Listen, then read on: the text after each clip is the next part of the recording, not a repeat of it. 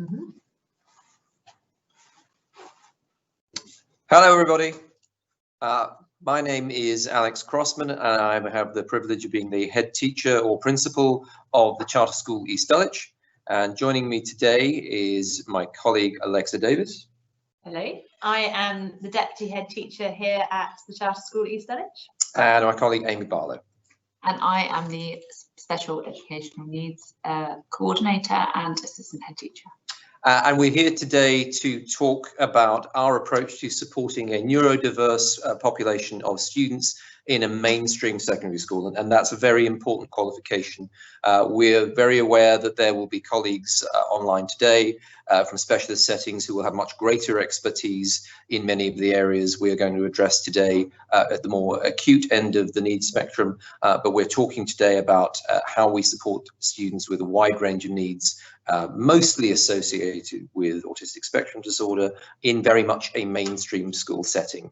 So if I start out by explaining a little bit about our school, where we're located, the type of student body that we serve, and something about our ethos as a school. As I say, we are very much a mainstream secondary school located here in London, in the UK. We are in a place called Southwark, which is one of London's boroughs. One way of thinking about the school is that we are pretty much as close as you could be to central London, whilst already being in a predominantly residential area. And as a result of that proximity to the capital of one of the world's most diverse and densely populated cities, we have an incredibly diverse student body and an incredibly diverse local community. So there is no one ethnic group, no one faith group, no one socioeconomic group that dominates our student population or our wider community. Rather, we have a full spectrum of people from a wide range of backgrounds, all of whom are reflected in our student body. And that, for those of you who aren't based in the UK or aren't based in London, is relatively unusual. Is too often the case that for schools, particularly as close to central London as we are, it's too often the case that schools will take on, for understandable reasons, they will take on the characteristics of areas that either become very middle class or have other characteristics.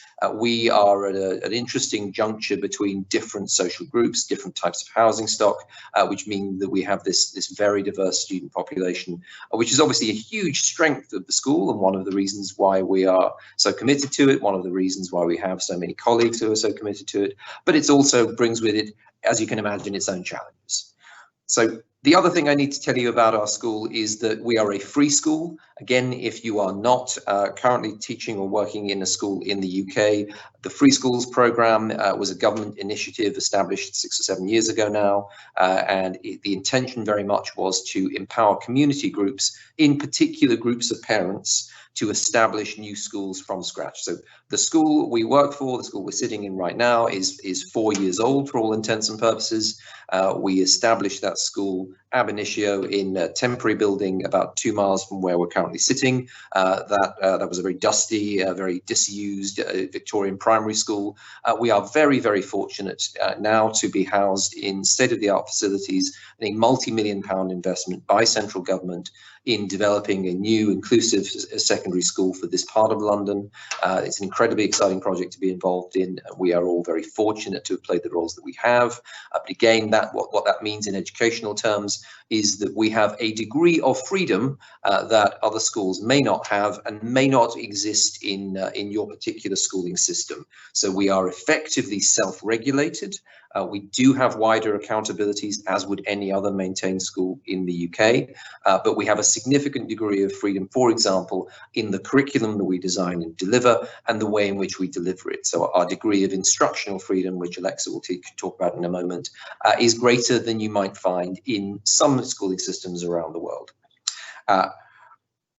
Just in terms of the ethos of the school and the school that we've tried to build here, we are very, very passionately committed to two things in equal measure. The first is educational excellence, and the second is to be as inclusive a schooling environment as possible. So put in simple terms, what that means is that we fully accept that success may look different for different students and different groups of students, but that we are absolutely committed to ensuring that all of our students, whatever their backgrounds, whatever their characteristics, whatever their start in life, whatever their needs, should receive the best possible education to give them the best possible start in life. And just at the very forefront of that experience, the very forefront of that ethos, is our commitment to our students with additional needs, and in particular, students who, as I mentioned earlier, have autistic spectrum disorder or are somewhere on the autistic spectrum. The other thing that you should know about our location is that we are about a mile away from the Maudsley Hospital, which is the location where autism was first diagnosed worldwide. Now, that does mean that on our doorstep, there is a very significant degree of expertise in the diagnosis, the early diagnosis of autism in all its forms. And yet our experience as secondary school practitioners is that there is still very significant levels of undiagnosed need in our local community. So if you have tuned into this broadcast wondering what you could take away from it, I think the first takeaway we would offer is that wherever you are, however you happen to be based, whatever type of school you happen to be working in right now, it is almost certain, I think we can say with certainty, that you will have these needs within your student population, whether or not they have been formally diagnosed and whether or not they are currently recognised somewhere within the school. So, with that as background, with that as a context for our school, this broadcast will become much more interesting because I'm largely going to stop talking. I'm going to start by handing over to Alexa. And Alexa, I wonder if you could just start by summarising really what is the Charter School East Dulwich approach to teaching and learning? Yes, thank you, Alex. We want our teaching to help students discover what they love doing and to fill them with creativity and courage to help them to do that well. And of course, we've got to prepare them for examination success at our school. So how do we do this? So we build our schemes of learning along the lines of thresholds. And these are, we have to go past the thresholds with each concept, and they help stage learning. We like to use inquiries to drive our learning, and we also like to use knowledge organisers. So alongside the inquiry question, we would have a series of knowledge that students would learn alongside that. We also, because we are a growing school, we organise our lessons in a set way that all teachers use. We have these lesson stages, and these are connect, investigate, exhibit and review. And that way all teachers can organise their lessons, and so there's consistency for the students when they go to different rooms and different teachers. We also like to give students lots of opportunities for deliberate practice with regular feedback from their teachers to help them improve. I think that's the answer. So, what you've described, I think, is obviously a knowledge-rich and therefore largely academic curriculum. How within that context, how would you say, what would you say is our definition of inclusive teaching strategies within what is already quite an academic environment? So we have mixed attainment classes. So that's the first thing, and not, lots of schools won't have that, but we have mixed attainment classes. And what that means is that teachers need to plan to give the desirable difficulty for all the different students in that classroom. So how do they do that? We use a lot of scaffolding and modelling, good work. So when the students are doing their deliberate practice, we use a lot of modelling to show them what that good practice would mean. We also use inclusive questioning practices, such as differentiating the questions for the different students that are in the room. We use strategies such as no hands up to make sure that all students are engaged in their learning. We also have a big focus on vocabulary, and as alongside those knowledge organisers, there will be vocabulary lists that students are expected to learn and to work that into their learning. We also have, designed by our Senko here, an inclusive teaching strategy checklist, and that's used by teachers to plan their lessons. That could be vocabulary, it could be talk and think, and we would do learning walks to make sure that those inclusive strategies are being used. Thank you. So obviously that's that mixed attainment environment, coupled with the sort of demographic context that I described earlier, there is really a need for an awful lot of differentiation in our classrooms, which you touched upon. And we're still really at the level now talking about really solid foundational teaching practice that can support all learners. How do we make sure that those teaching practices are present in all classrooms? So as part of our appraisal processes, we make sure that we prioritise these students. So every teacher has an appraisal target, which is linked to the teaching of all students, but students with special educational need. We also provide lots of professional development opportunities to help teach teachers the inclusive strategies that they need. I think Amy might be talking about those more, but for example, we would have inclusive teaching as part of our inset. We also have a teaching and learning group, which meets once a half term to discuss exactly this problem. And we also have a share drive, which has lots and lots of deliberate instruction videos to help support teachers teach students with autism. We work with our learning support assistants to make sure that those students are supported within the classroom. And we also have a quality assurance cycle. And I mentioned the learning walks earlier, but part of that quality assurance cycle would be a focus on inclusive strategies to make sure those things are happening in our mixed attainment classrooms. So, I mean, I think one of the things that you mentioned there that's absolutely fundamental to the way in which the school operates on a day-to-day basis, and may be different from some schools and some school districts, even some school systems, is that effectively we have a very clear focus on shared planning. So all of our schemes of learning, all of our lesson resources are co-created by teachers and subject teams. We simply don't have that phenomenon, which was, I think, probably more common in the UK a few years ago, less so now, but we were certainly at the forefront of schools that really sort of centralised that process so that everybody has an opportunity for creative expression in their teaching, but there is a bedrock of consistency that underpins everything that happens in the classroom, which is really important for all learners, but particularly for the learners we're focused on today. Could you just say a little bit about how that whole process was affected by the fight against COVID-19? And I should apologise on all of our behalf that we are not doing a particularly good job modelling social distancing today. I'm afraid that the camera angle simply wouldn't support it, nor are we wearing visors or masks, but ordinarily we would be doing so right now. We're fairly comfortable around one another, but I appreciate that it's not the best example to set. But how has the fight against COVID-19 affected any of those systems? So we have retained our curriculum, and what we have done is taken what's been missed and we've created catch-up curriculums where we can accelerate learning, or we are checking that students have done learning, and we've employed those shared drives and shared systems to make sure that everyone is consistent with that. Unfortunately, it has meant some changes to our typical teaching and learning patterns. So, for example, we have to socially distance from the students, or we have to use visors or masks when we go near them. So something we would see more commonly now would be teachers teaching from the front. However, you can overcome these changes. We might print out more things to give to students, or we might think about differentiating the lesson in a different way, because it tends to be now led from the front. And of course, something we do have to bear in mind is that this situation has made our colleagues there's an added level of complexity in teaching, so you do need to bear that in mind and support your colleagues in a different way, in an additional way, because of COVID-19. Thank you. Okay, so I mean, I'm conscious that we're talking about, we've still been talking up to this point about how we support all of our students, but if we could now maybe shift the focus very much onto the thing that we're here really to address most clearly, which is how do we address those needs of those students who have a neurodiverse way of thinking and who need additional forms of support.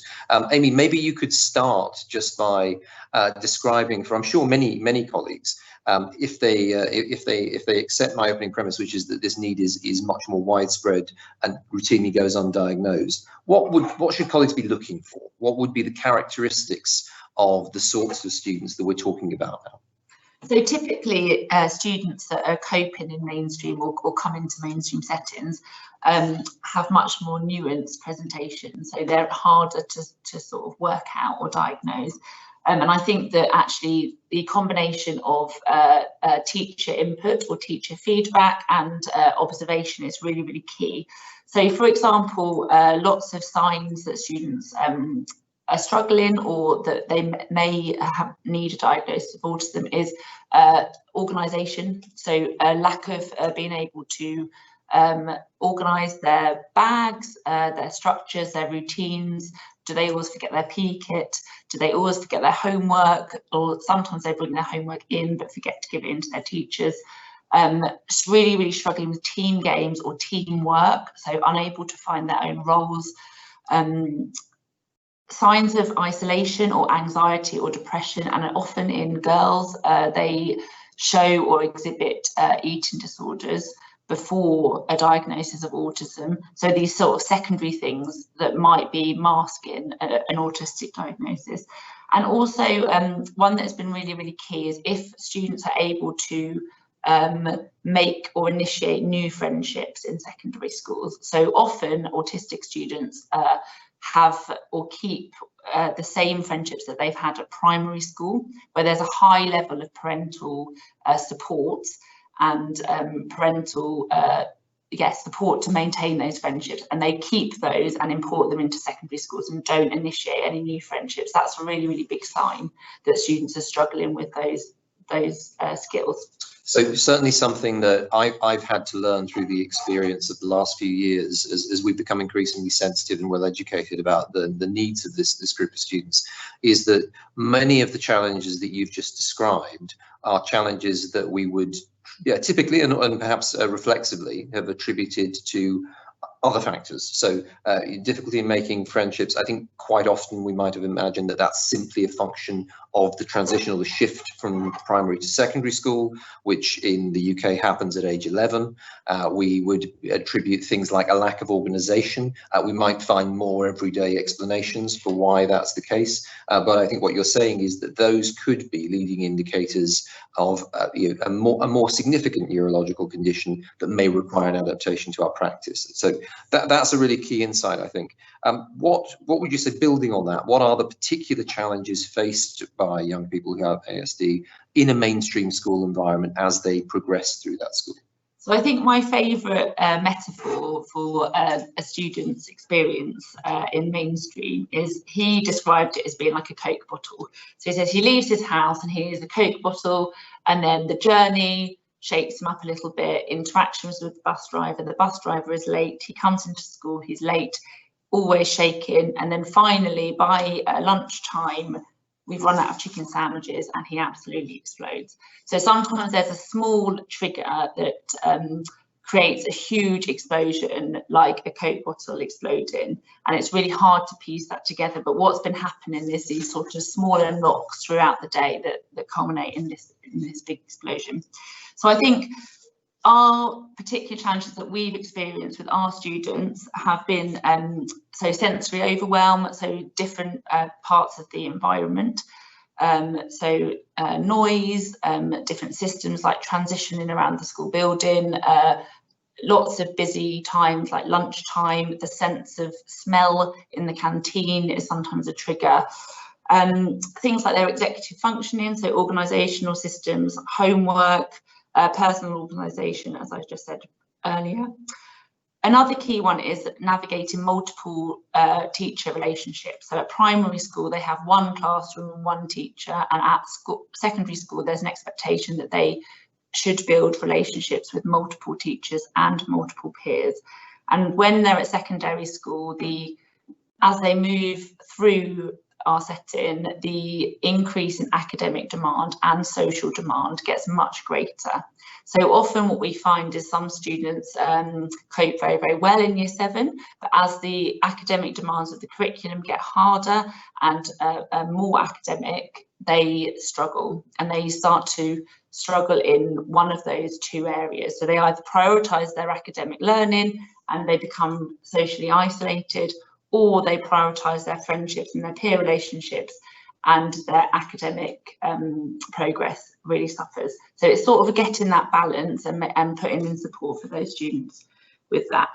Because I mean that again is a really important point. Diagnosis is not something that can be said to take place only at one point in the school journey, and need can change. And very often, certainly in the system in which we operate, need very often does change as a result of the mounting pressures of being in a mainstream secondary environment. If we can summarise how within the Charter School East Dulwich do we try to help young people overcome those challenges? So I think the most important thing that I have learned, or we have learned, is that personalisation is absolutely key. So these students, even within the narrow field of mainstream, are so different, and personalisation and getting to know them and relationship building has been absolutely key to supporting them. So lots of, we always carry out sensory audits to look at their exact needs, or their exact triggers. So is it sound, is it smell, etc. Really clear observations and behaviour mapping. So watching them in different subjects, watching what their triggers are, watching what happens in the lead up to their difficulties or emotional meltdowns or outbursts has been really key as well. One of our main learnings has been that actually all of these students need to have some aspects of their day or their school diet highly controlled.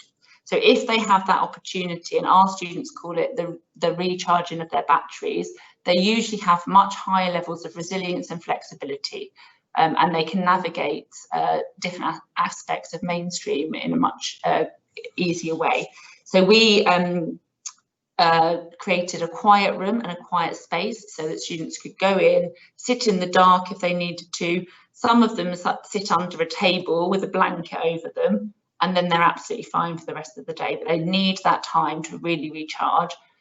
In contrast, some other students need to come into that room and bounce on a trampoline, but we need to provide those opportunities for them to recharge and reset before they go back into the academic learning environment.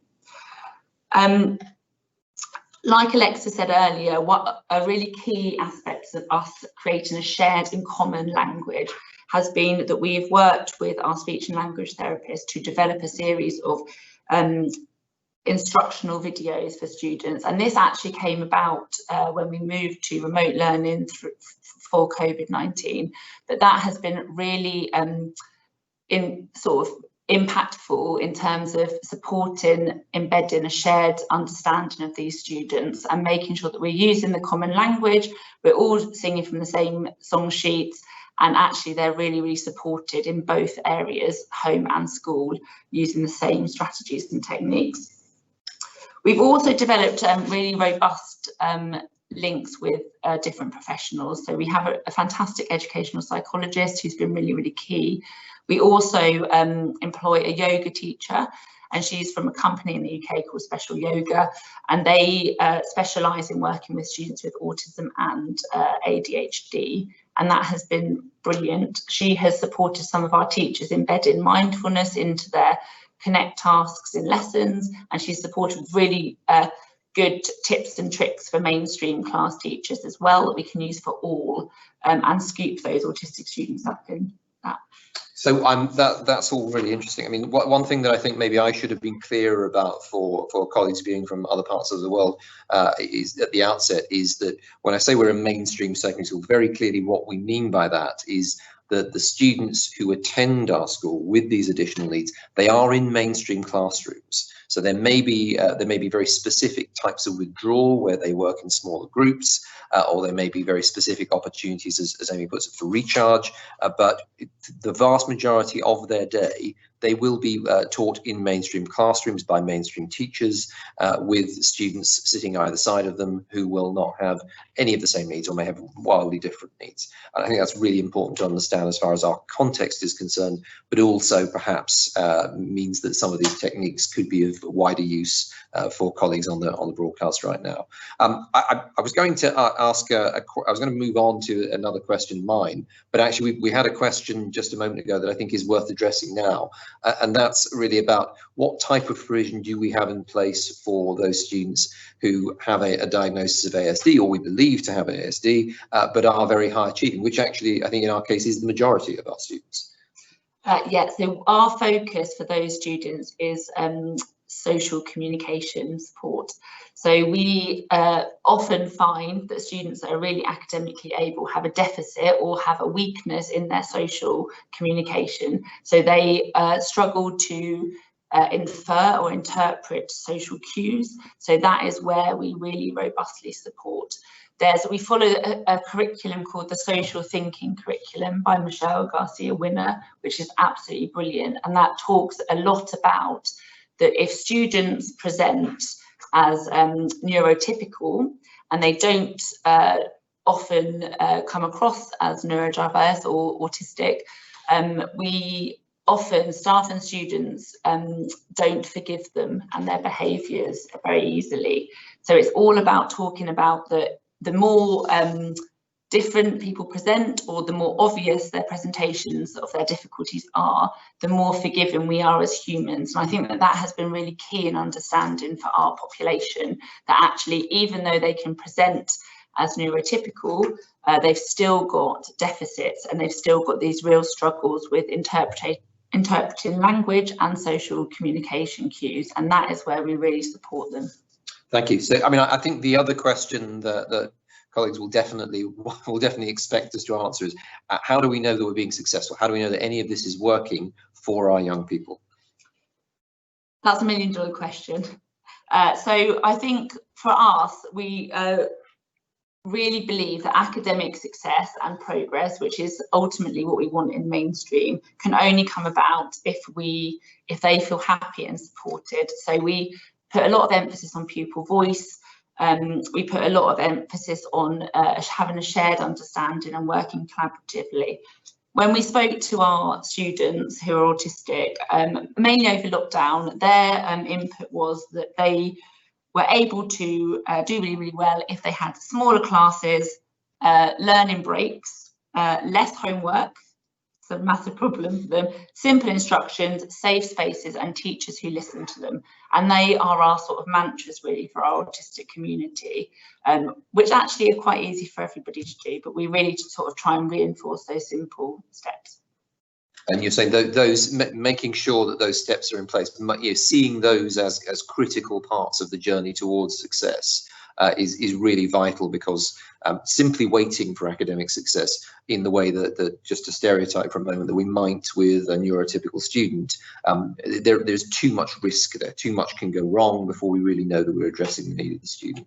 Okay, that's excellent. I mean, just a last question, if I may. I mean, we touched upon this in terms of the school overall, and I know you mentioned some of those resources and competencies you've developed during lockdown. But is there any other way in which lockdown and the fight against COVID-19 has affected our students with autism? I mean, I'm struck personally by how well they have coped with the experience.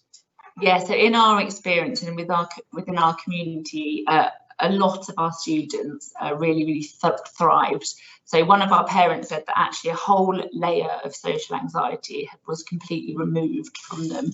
And actually, typically, although some of them presented with feelings of anxiety, that was mostly related to the virus, not their schoolwork. And actually, a lot of them really engaged very, very well.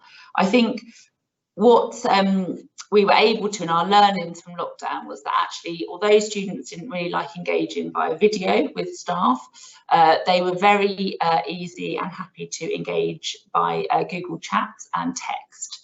So that was a really good way of us checking in with our students still. They were really vocal, and we were thinking, which we haven't done yet, but we're looking at it as a target that we might enable them, if they are unable to come into school, to Zoom into lessons. And I think that that's something that we're going to try and explore from their sort of controlled environments at home. They will Zoom into their academic lessons at school, or we will try and establish pods, learning pods for them at school, where they can wear headphones and Zoom into their academic lessons, but actually from a safer, more supported space. Thank you. And again, we'll just take some of the questions that are coming up. So I think one of the questions we just received from the community is how do we encourage neuro-atypical students to socialize in the classroom? So if we're thinking about more social learning tasks, we're thinking about group work, all of those things that frankly are happening less now as a result of COVID-19 restrictions, but a few months ago was happening quite successfully in a very normal part of learning experience. How do we ensure that they were participating in that aspect of the life of the school as well as other students? So I think explicit and direct coaching and instruction. So in things like group work, they need very direct, explicit roles. They need sort of quite structured guidance of how to be, what to say, what to begin with, and that really heavily scaffolded beginnings will then support them to be a bit more independent further down the line. But to begin with, they need really structured and scaffolded prompts and cues. And I might add to that, although it's not about socialization in the classroom, as a school we are very committed, as I said, to ensuring success in all its forms. One of the manifestations of that is that we had a very large extracurricular offer, and we had very high ambitions of that students would participate in that extracurricular offer.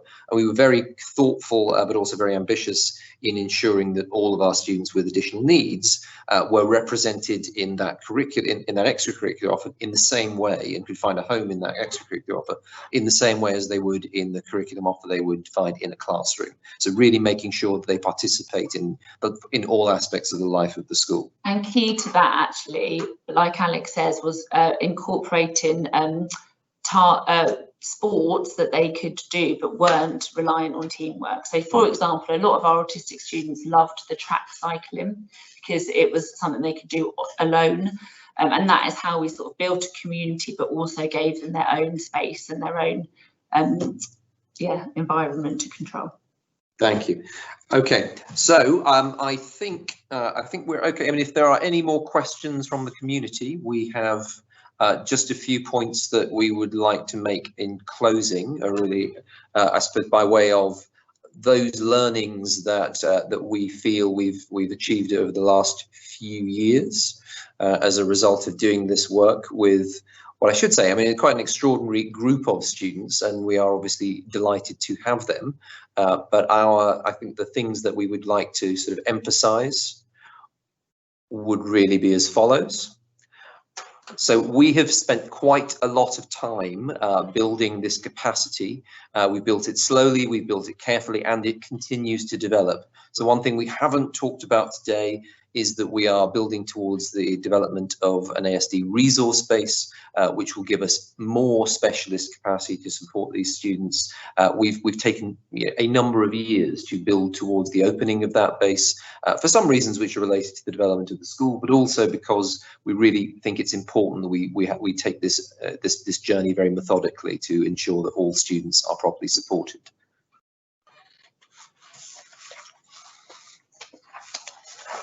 Okay, so the sort of second takeaway we thought is really developing a deep understanding of the needs of our student body. So I think the ways that we've done that is that we've really made sure that we investigate, we observe, we carry out really robust procedures of getting to know our students. And working collaboratively with lots of different professionals as well. So our educational psychologists, our speech and language therapists, we're constantly learning, we're constantly asking them to support us in terms of our knowledge of our students. Okay, number 3, personalise the curriculum. So no one size fits all model of provision is truly effective.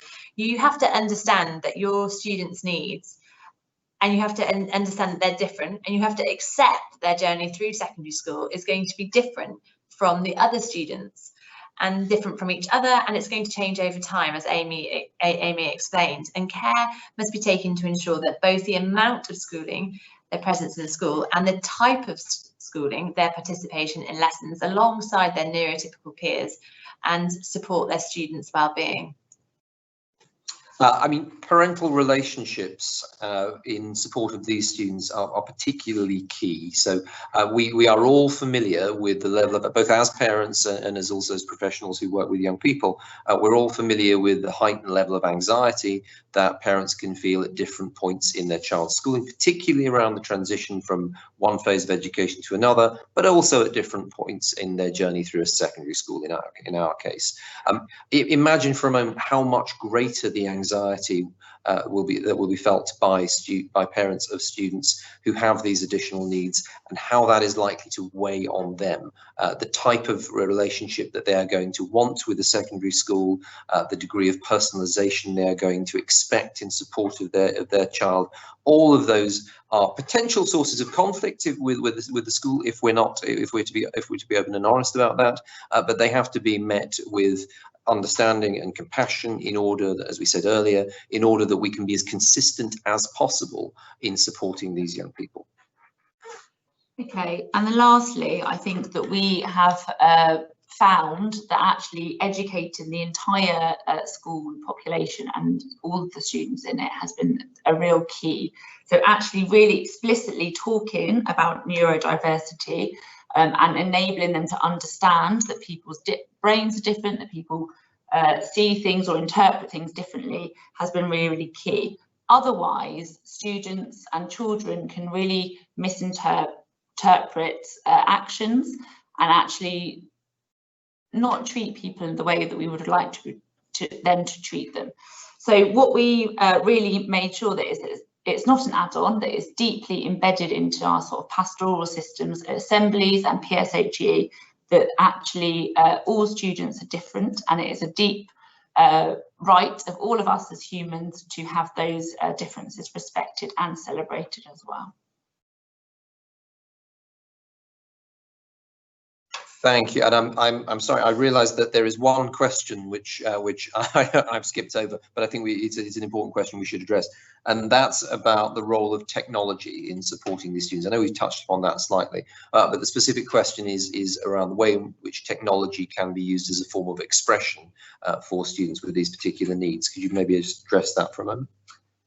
Yeah, so we do use technology in our classrooms. We use, and I think that we have found that speech to text has been really, really useful for some of these students. Although there is a bit of a caveat with it that actually if they use that all of the time, they sometimes lose quite a lot of marks when they do their GCSEs. So we have used technology for homework because that has been an area of significant difficulty for our students.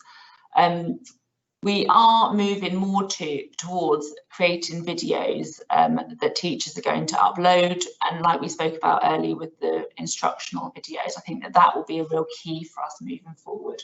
But we do at the moment currently use speech to text and also Google Hangouts for students to communicate directly with their teachers, which has been working well. And I think we have one last question, I think, which is around, are there lessons to learn apply in the teaching to, rightly in inverted commas, normal students? So how has this experience, and I think we're all reflexively nodding in answer to this question because the answer is clearly yes, but what have we learned as a result of being on this journey with this very specific group of students that informs our practice across the board? Maybe if I start with Amy, and we can all take a crack at it. I think getting to know your students, like building relationships, personalising the curriculum, spending time with them, working out what they enjoy doing is the secret to outstanding teaching for all students, including autistic students. And I would add that the type of scaffolding that we do, so for example, Amy was talking then about social interactions and group work, and an example of scaffolding for that would be a sentence starter but for speech, and that type of scaffolding is a benefit for all students. It's maybe an expectation that you would think, oh, in a group work those students can just get on with it themselves, but by structuring it for your students who are neurodiverse, you actually provide benefits for everybody in that group or in that classroom. Yeah, and I would add to that, really. I mean, I think what we're saying is the importance of relationship development, both in terms of the relationship between teacher and student, but also crucially between students, and being more explicit in our expectations and the direction we provide about those relationships. So for me, it's about how you translate that sort of social and emotional tuition and coaching into other students who may not have may not be neuro-atypical, but for other reasons relating to their socialization or their context, may struggle with forming relationships, maybe particularly in an environment which is as diverse in terms of background as the school we're all fortunate to work in.